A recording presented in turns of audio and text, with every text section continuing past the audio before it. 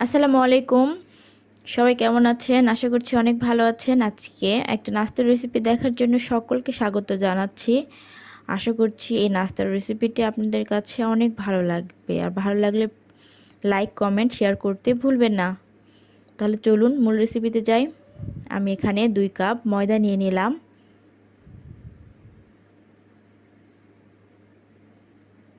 এবার এখানে লবণ দিয়ে দিচ্ছি 1 চামচ। চিনি দিয়ে দিচ্ছি 1 চামচ। আর কালো জিরে দিয়ে দিলাম 1 চামচ। দিয়ে একটু শুকনো উপকরণগুলো মিক্স করে নিচ্ছি। এবার নর্মাল পানি দিয়ে একটা ডো তৈরি করে নেব।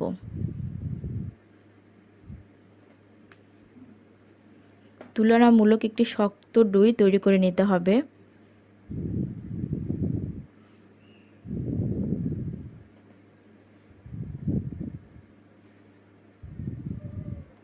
এবার আমি এখানে 1 চামচের মতো তেল দিয়ে ভালো করে ডোটা মেখে নেব আবার। এবার আমি রেস্টে রেখে দিচ্ছি আধা ঘন্টার জন্য। এবার আমি ফুলকপি কেটে নেব। ফুলকপি, আলু আর টমেটো কেটে নিয়েছি। এবারটা আমি রান্না করে নেব। এটা পুর রেডি করে নেব আমি। এই জন্য কড়াইতে তেল দিয়ে দিলাম আর ফোড়ন দিয়ে দিলাম 1/2 চামচ জিরে আর 5 ফোড়ন 1/2 চামচ। ফোড়ন চলে আসলে এবার এখানে দিয়ে দিচ্ছি 1 কাপ পেঁয়াজ কুচি। পেঁয়াজ কুচি একটু ভাজা হয়ে গেলে এর মাঝে দিয়ে দিব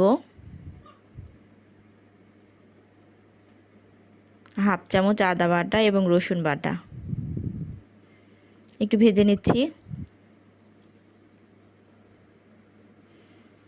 এবার এখানে টমেটো কুচি দিয়ে দিলাম।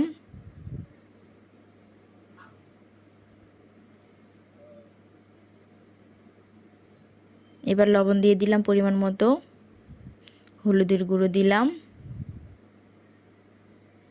এবং মরিচের গুঁড়ো দিলাম 1 চামচ করে। এবার একটু মশলাগুলো কষিয়ে নিচ্ছি। মশলাগুলো যাতে পুড়ে না যায় সেজন্য পানি দিয়ে দিলাম সামান্য।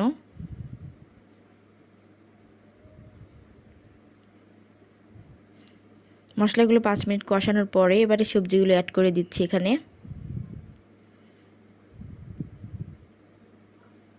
আমি সবজিগুলো একটু কষিয়ে নিয়ে এখানে পানি দিয়ে দিলাম যতটুকু লাগে সেদ্ধ হতে। মাঝে মাঝে 2-1 বার নাড়াচাড়া করে দিয়ে সেদ্ধ হওয়া পর্যন্ত এবং ভাজা ভাজা হওয়া পর্যন্ত আমি অপেক্ষা করব। এবার লাস্ট পর্যায়ে দিয়ে দিলাম চাট মশলা। আপনারা চাইলে কিন্তু ভাজা জিরেটাও দিতে পারেন। আমার রান্নাটা হয়ে গেছে।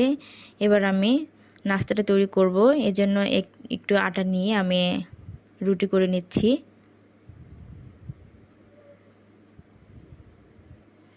এবার মাঝখান দিয়ে কেটে দেব।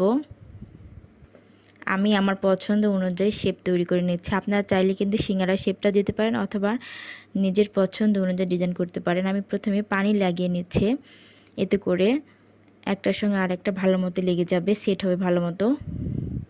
এটা এখন দেখেই বুঝে নিতে হবে যে কীভাবে তৈরি করছি।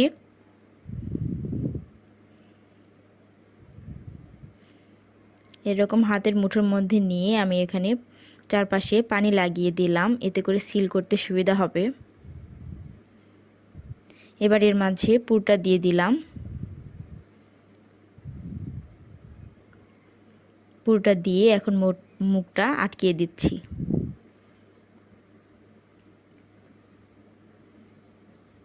আমি এভাবে তৈরি করে নিচ্ছি সবগুলো।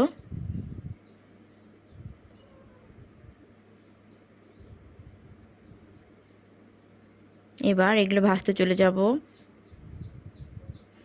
আমি তেল গরম করে এর মাঝে দিয়ে দিচ্ছি একে একে।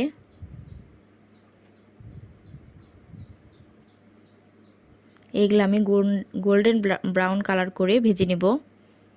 সবগুলো মুচমুচে করে ভেজে নেব।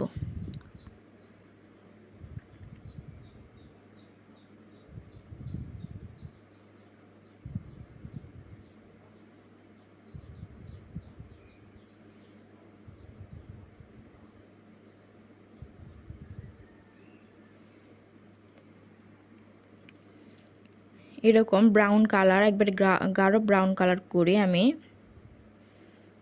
ভেজে নিয়েছি। এখন উঠিয়ে নিব তেল থেকে।